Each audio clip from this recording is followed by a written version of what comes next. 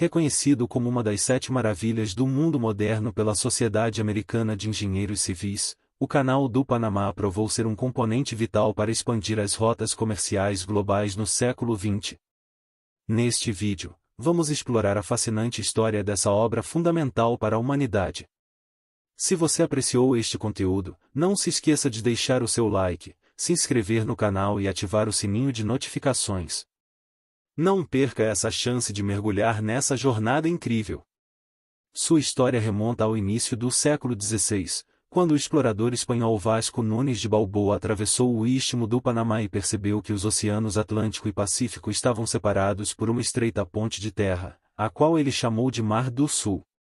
Essa descoberta despertou o interesse do rei Carlos I da Espanha, que percebeu o potencial estratégico e econômico dessa região como um local ideal para a construção de uma passagem de água entre os dois oceanos.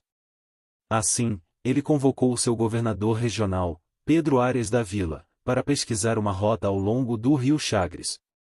No entanto, devido ao terreno montanhoso e desafiador da região, a construção de um canal ligando os dois oceanos foi considerada impossível na época. Apesar das dificuldades, a ideia de estabelecer um atalho entre os oceanos permaneceu tentadora, uma vez que a única alternativa na época era o temível Estreito de Magalhães, localizado no extremo sul do continente americano e considerado um dos trechos de navegação mais difíceis do mundo. Para contornar esse obstáculo, Pedro Arias desenvolveu ao longo dos anos rotas, como o Caminho Real e o Caminho de Cruces, que ligavam as cidades do Panamá, no Oceano Pacífico, a Nombre de Dios e Porto Belo, no Oceano Atlântico. Essa região serviu como uma rota para o transporte de cargas que precisavam ser transportadas de um oceano para outro, embora fosse uma tarefa difícil descarregar as mercadorias de um lado do istmo, transportá-las através de terreno irregular e depois carregá-las novamente do outro lado. Ao longo do tempo, os colonizadores europeus fizeram várias propostas para a construção de um canal no Panamá, mas a falta de tecnologia e recursos para a obra fez com que essas ideias perdessem força. No entanto, no início do século XIX, a ideia de um canal na América Central foi revivida quando o governo espanhol autorizou a construção de um canal e a criação de uma empresa para realizá-lo. Entre os anos de 1850 e 1875, vários levantamentos foram realizados e indicaram que as duas melhores rotas para o canal eram uma através do Panamá e outra através da Nicarágua. Houve também uma terceira rota sugerida através do Istmo de Tehuantepec, no México. Após a conclusão da construção do Canal de Suez, em 1869, a França acreditou que seria possível construir um canal ligando os oceanos Atlântico e Pacífico com apenas 40% do comprimento do Canal de Suez, e assim em 1876, a Companhia Universal do Canal Interoceânico do Panamá foi criada para realizar a construção, com o projeto liderado pelo diplomata francês Ferdinand de Lesseps, responsável pela construção do Canal de Suez. A empresa conseguiu do governo colombiano uma concessão exclusiva por 15 anos para construir um canal através do Istmo do Panamá. A liderança entusiástica de Lesseps e sua reputação como o homem que construiu o Canal de Suez convenceram especuladores e cidadãos a investirem quase 400 milhões de dólares no projeto. No entanto, a construção do Canal de Suez foi bastante diferente do desafio enfrentado no Canal do Panamá, que teria que ser construído em uma região montanhosa, com pontos que alcançavam até 110 metros de altura.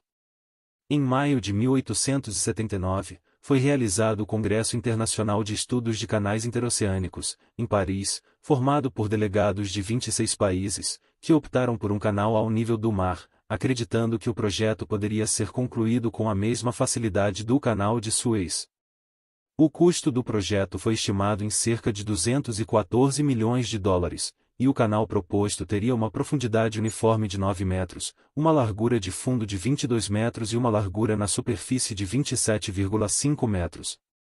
Seria construída uma barragem para controlar a inundação do rio Chagres. No dia 1º de janeiro de 1881, teve início a construção do Canal do Panamá, e no dia 22 de janeiro, as escavações começaram próximas à cidade de Gamboa. Os franceses logo perceberam o monumental desafio que tinham pela frente. Além das chuvas incessantes, que causavam deslizamentos de terra, havia a propagação da febre amarela, malária e uma selva repleta de cobras venenosas, aranhas e insetos. A região apresentava uma combinação de florestas tropicais úmidas e clima hostil. Apesar de atrair engenheiros bem qualificados e bem pagos, era difícil mantê-los na obra devido às doenças. Em 1885, ficou claro para muitos trabalhadores que a construção de um canal ao nível do mar era impraticável e que um canal elevado com comportas seria mais viável. No entanto, a empresa francesa insistiu em não alterar o projeto, e as escavações continuaram até 1887. Nesse ano, o aumento das taxas de mortalidade, os problemas financeiros, as inundações e os deslizamentos de terra frequentes indicaram que o projeto estava enfrentando sérios problemas. Diante disso, um novo plano de construção foi adotado, e o projeto continuou até 15 de maio de 1889, quando a empresa faliu e o projeto foi suspenso. Após 8 anos de trabalho, apenas 2/5 do canal haviam sido concluídos. 234 milhões de dólares já haviam sido gastos, e 22 mil trabalhadores haviam falecido na obra. O colapso da empresa foi um escândalo na França, e alguns responsáveis pelo projeto foram processados, incluindo Gustave Eiffel, mundialmente conhecido pela famosa Torre Eiffel. Ele e seu filho foram considerados culpados por apropriação indevida de fundos e condenados a 5 anos de prisão, mas a sentença foi posteriormente anulada. Em 1894, uma segunda empresa francesa chamada Nova Companhia do Canal do Panamá foi criada para assumir o projeto. Uma força de trabalho máxima de 3.600 trabalhadores foi empregada para cumprir os termos da concessão, operar a ferrovia do Panamá e manter os equipamentos em boas condições. Essa nova empresa optou por um canal com eclusas e lagos, considerando o mais viável. Em 1899, os Estados Unidos também mostraram interesse em estabelecer um canal na América Central. A Comissão do Canal Istmico do Congresso foi estabelecida para examinar as possibilidades de um canal e recomendar uma rota. Em 1901, a comissão recomendou a construção de um canal através da Nicarágua, a menos que os franceses estivessem dispostos a vender os direitos de construção do Canal do Panamá por 40 milhões de dólares.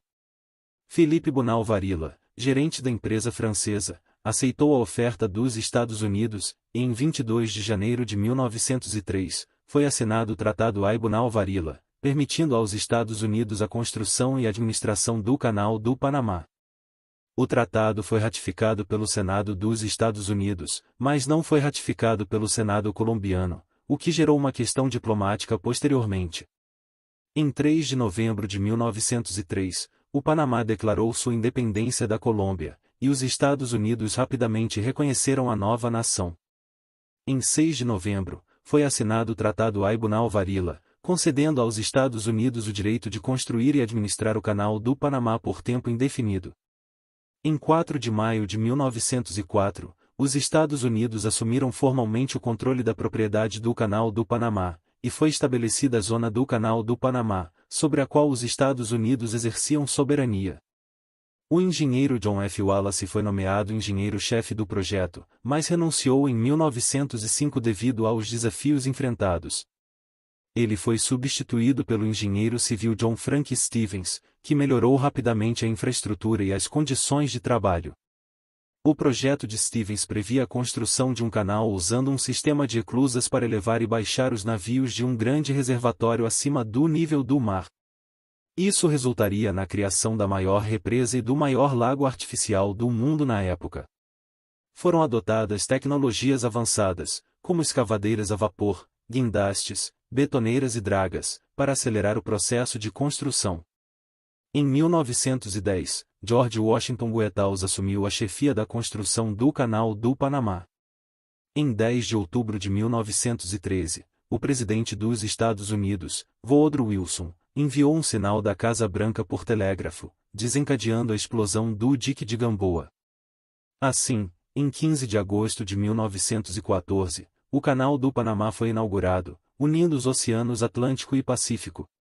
A construção do Canal do Panamá exigiu a escavação de 13 milhões de metros cúbicos de material pelos norte-americanos, somando-se aos 23 milhões já removidos pelos franceses. Apesar dos esforços de segurança implementados, cerca de 5.600 trabalhadores morreram de doenças ou acidentes durante a fase de construção sob o comando dos Estados Unidos. Após sua conclusão, o Canal do Panamá teve um papel crucial no comércio global. No primeiro ano de funcionamento, cerca de 1.000 embarcações cruzaram o canal. Na década de 1930, foi necessário melhorar o canal para acomodar navios de guerra maiores, resultando na construção de um novo conjunto de eclusas. As relações entre o Panamá e os Estados Unidos tornaram-se tensas ao longo dos anos, com protestos e agitações. Em 1977, os Tratados Torrijos-Carter foram assinados, garantindo a transferência gradual do controle do Canal do Panamá para o Panamá. Em 31 de dezembro de 1999, a Autoridade do Canal do Panamá, uma agência do governo panamenho, assumiu o comando da hidrovia. Atualmente, o Canal do Panamá continua sendo uma importante fonte de receita para o Panamá. Em 2019, alcançou uma receita recorde de 3 bilhões e 300 milhões de dólares, e em 2022, mais de 14.000 embarcações cruzaram o canal. Sua importância na economia global e seu papel como uma das grandes realizações da engenharia moderna tornam o Canal do Panamá uma obra impressionante da humanidade.